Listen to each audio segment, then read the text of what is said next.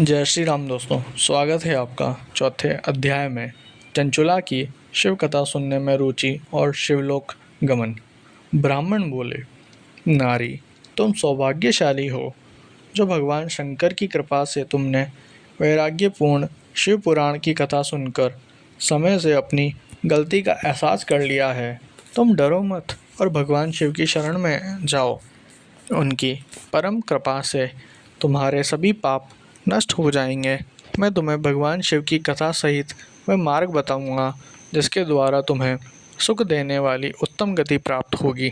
शिव कथा सुनने में तुम्हारी बुद्धि शुद्ध हो गई है और तुम्हें पश्चाताप हुआ है तथा मन में वैराग्य उत्पन्न हुआ है। पश्चाताप ही पाप करने वाले पापियों के लिए सबसे बड़ा प्रायश्चित है। पश्चाताप ही पापों का शोधक है, इससे ही पापों की शुद्धि होती है। सत्पुरुषों के अनुसार पापों की शुद्धि के लिए पश्चाताप से ही संपन्न होता है।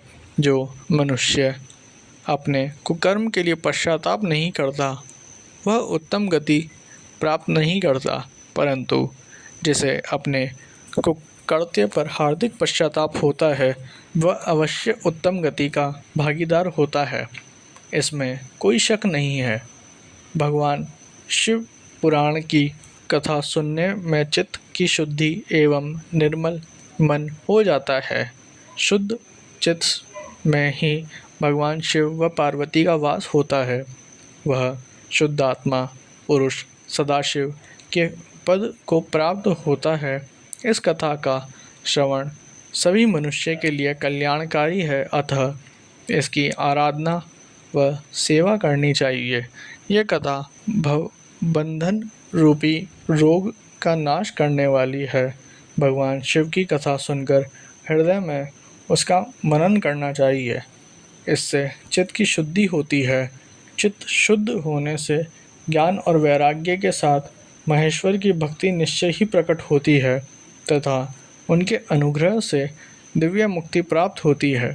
जो मनुष्य माया के प्रति आसक्त है वह इस संसार बंधन से मुक्त नहीं हो पाता। हे ब्राह्मण पत्नी, तुम अन्य विषयों से अपने मन को हटाकर भगवान शंकर की इस परम पावन कथा को सुनो। इससे तुम्हारे चित्त की शुद्धि होगी और तुम्हें मोक्ष की प्राप्ति होगी। जो मनुष्य निर्मल हृदय से भगवान शिव के चरणों का चिंतन करता है उसकी एक ही जन्म में मुक्ति हो जाती है। सूत जी कहते हैं, शौनक, यह कहकर वे ब्राह्मण चुप हो गए। उनका हृदय करुणा से भर गया। वे ध्यान में मग्न हो गए। ब्राह्मण का उक्त उपदेश सुनकर चंचुला के नेत्रों में आनंद के आंसू छलक गए। वह हर्ष भरे हृदय से ब्राह्मण देवताओं के चरणों में गिर गई। हाथ जोड़कर बोली, मैं कृतार्थ हो गई। हे ब्राह्मण, शिव भक्तों में श्रेष्ठ स्वामिनी, आप धन्य हैं। आप परमार्थ दर्शी हैं और सदा परोपकार में लगे रहते हैं। साधो, मैं नरक के समुद्र में गिर रही हूँ। कृपा कर मेरा उद्धार कीजिए। जिस पौराणिक व अमृत के समान सुंदर शिव पुराण कथा की बात आपने की है उसे सुनकर ही मेरे मन में वैराग्य उत्पन्न हुआ है। उस अमृतमय शिव पुराण कथा को सुनने के लिए मेरे मन में बड़ी श्रद्धा हो रही है। कृपा आप मुझे सुनाइए।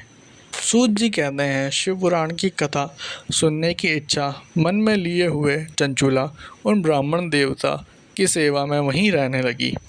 उस गोकर्ण नामक महाक्षेत्र में उन ब्राह्मण देवता के मुख से चंचुला शिव पुराण की भक्ति, ज्ञान और वैराग्य बढ़ाने वाली और मुक्ति देने वाली परम उत्तम कथा सुनकर कृतार्थ हुई। उसका चित्त शुद्ध हो गया। वह अपने हृदय में शिव के सगुण रूप का चिंतन करने लगी। वह सदैव शिव के सच्चिदानंदमय स्वरूप का स्मरण करती थी। तत्पश्चात अपना समय पूर्ण होने पर चंचुला ने बिना किसी कष्ट के अपना शरीर त्याग दिया। उसे लेने के लिए एक दिव्य विमान वहां पहुंचा। वह विमान शोभा साधनों में सजा था एवं शिवगणों से सुशोभित था। चंचुला विमान में शिवपुरी पहुंची।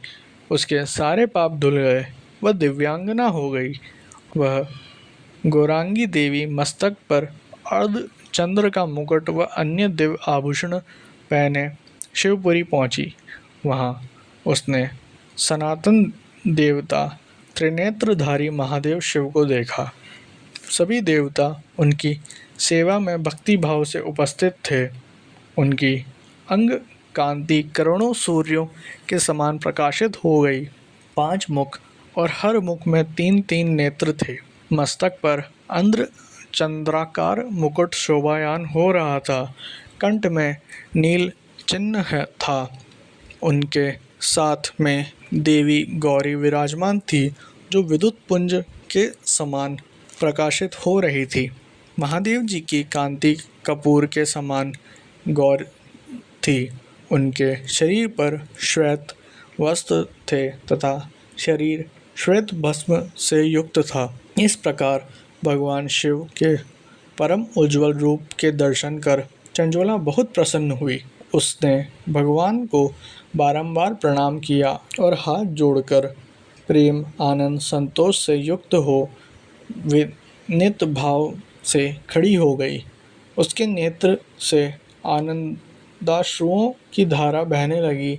भगवान शंकर व भगवती गौरी उमा ने करुणा के साथ सौम्य दृष्टि से देखकर चंचुला को अपने पास बुलाया। गौरी उमा ने उसे प्रेम पूर्वक अपनी सखी बना लिया। चंचुला सुखपूर्वक भगवान शिव के धाम में उमा देवी की सखी के रूप में निवास करने लगी।